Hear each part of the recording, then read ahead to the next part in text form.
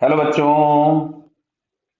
इसमें दिया गया है consider a disc rotating in horizontal plane with constant angular velocity omega about the centre O. Clear है। अगर एंगुलर वेलोसिटी ओमेगा दिया गया है, बराबर है, और इसका सेंस ऑफ रोटेशन भी दिया हुआ है। The disc has a shaded region on one side of the diagram and unshaded region on the other side as shown in the figure. When the disc is in orientation as shown, the two pebbles P and Q, ठीक है, P is from the circumference and Q is at the center, दिख रहा है ये, simultaneously projected at an angle towards R. The velocity of projection is in YZ plane, मतलब इसको हमने ऊपर की तरफ में कुछ प्रोजेक्ट किया, यहाँ पे 2D डायग्राम में नहीं बना पाएंगे। Both pebbles with respect to the disk assume that they lands back on the disk before the disk completes 1/8 of revolution, ठीक है।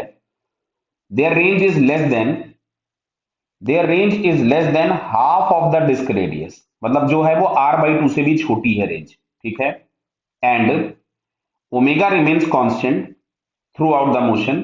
तब इसमें बोला गया है कि p किस रीजन में लैंड करेगा, q किस रीजन में लैंड करेगा, इस तरीके के ऑप्शंस पूछे गए। क्लियर।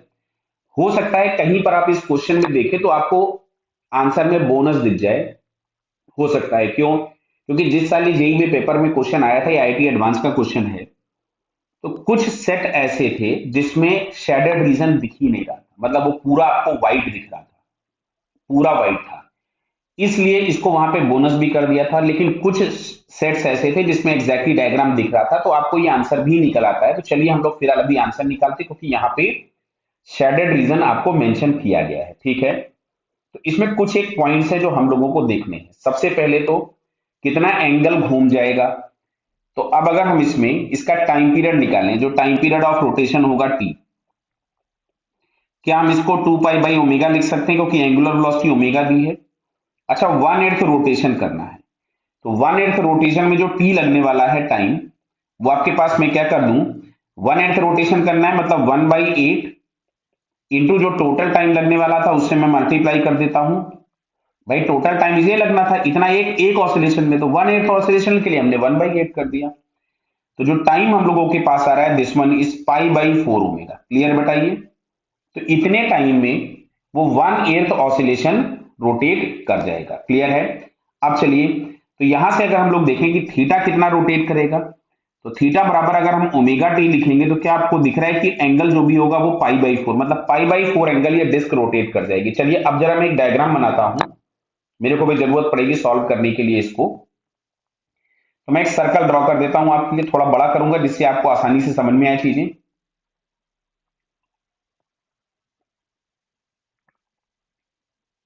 क्लियर। चलिए सर्कल बना दिया मैंने, ठीक है। अब देखिए, यहां कहीं पे ये सेंटर है। बहुत ध्यान से बात को समझना बेटा। ये डिस्क इस डायरेक्शन में रोटेट कर रही है, π/4 एंगल ये रोटेट कर जाएगी। जो पार्टिकल P था, ध्यान से सुनना, अगर P वाले को हम देखेंगे तो ड्यू टू रोटेशन इसके पास एक वेलोसिटी होगी r ओमेगा, लेकिन जो पार्टिकल सेंटर से फेंका इसके पास कोई हॉरिजॉन्टल वेलोसिटी नहीं होगी। तो ये तो सीधा का सीधा इस पॉइंट से जाएगा और ऐसा ही इसी लाइन के लॉन्ग ये यहां कहीं पे गिर जाएगा। तुमसे बोला हुआ है इसमें कि जो रेंज है, their range is less than the half of the radius of disc. Clear है। मतलब वो यही कहीं पे गिर जाएगा, डिस्क को रोटेट होने दीजिए, कोई फर्क नहीं पड़ता है, ये क्यू यहां से उड़ेगा और क्यू यहां कहीं गिर जाएगा। क्लियर है क्या? बराबर समझ में आ रहा है। लेकिन ये जो डिस्क है वो π/4 एंगल रोटेट हो चुकी है। देखिए मैं बना रहा हूं यहां पे, ये डिस्क टी बराबर 0 पे पोजीशन थी यहां पे, और ये टी बराबर टी जो टाइम दिया है उसमें डिस्क यहां पहुंच चुकी है। दैट मींस शेडेड रीजन अब ये वाला है। क्लियर बेटा। अब अच्छा ध्यान से सुनना, यहां पे इन्होंने एक्स एक्सिस और वाई एक्सिस मेंशन कर रखा है, ये एक्स और ये वाई है। ये जो लेंथ होगी ये ब्लू वाली, ये एंगल π/4 है। तो ये वाली जो लेंथ होगी, क्या मैं इसको r sin π/4 लिख सकता था? यानी 45, तो आर साइन 45 मतलब इसको मैं आर बाई रूट टू लिख सकता था। कितना लिख सकता था? R by root two. ध्यान से देखते जाइएगा। तो ये वैल्यू हम लोगों के पास मिलेगी 0.7 आर। हालांकि 707 होती, मैं 0.7 आर लिख दे रहा हूं। क्लियर है? अब सुनना इधर बात को ध्यान से। ये जो पार्टिकल था कौन सा? पी वाला। यहां पे इस पी वाले पार्टिकल का एक्स डायरेक्शन में वेलोसिटी थी आर ओमेगा। कितनी थी? R omega. तो इसका जो एक्स डायरेक्शन में डिस्प्लेसमेंट होगा वो क्या हम लोग v इंटू टी लिख सकते हैं। क्यों? क्योंकि ग्रेविटी तो एक्ट हो रही है जेड एक्सिस के लॉन्ग, क्योंकि जेड एक्सिस को उन्होंने वर्टिकल बोला हुआ है।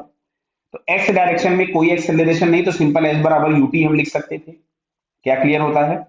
अच्छा, इसका v दिया था आर ओमेगा बराबर है, और टी की जगह हमारे पास आ रहा था पाई बाई 4 ओमेगा। ध्यान से देख लीजिए, ये लिखा हुआ है टी, दिख रहा है? तो इससे कैंसिल हो गया। तो ये हमारे पास आता है पाई बाई 4 टाइम्स आर, मतलब इसका एक्स कोऑर्डिनेट जो भी होगा at the time of landing ये आ जाएगा, जो कि हम लोगों को मिल रहा है 0.785 इंटू आर। अब अच्छा ध्यान से सुनना, बहुत आराम से सुनना। ये जो एक्स कोऑर्डिनेट हम लोगों को दिख रहा है ये वाला, आराम से देखिए, ये जो एक्स कोऑर्डिनेट हम लोगों को दिख रहा है उसकी वैल्यू है 0.7 आर, जबकि इसका जो एक्स कोऑर्डिनेट आ रहा है वो 0.78 आ रहा है। समझो इधर, ये मैं यहां पे एक लाइन ड्रॉ कर रहा हूं, ध्यान से देखिए। तो यहां पे है x is equal to 0.7 R, और अगर 0.7 से बड़ी वैल्यू चाहिए होगी तो जो भी x कोऑर्डिनेट मिलेगा वो यहां कहीं मिलने वाला है। क्या ये बात समझ में आपको आ रही है? क्लियर है?